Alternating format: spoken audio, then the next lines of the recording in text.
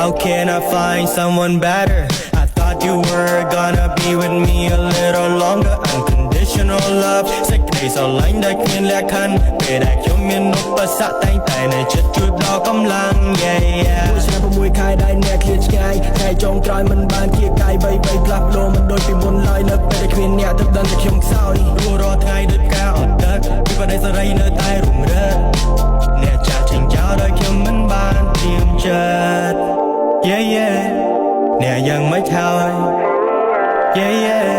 កាត់ចិត្តមិនដាច់ឡើយ Yeah yeah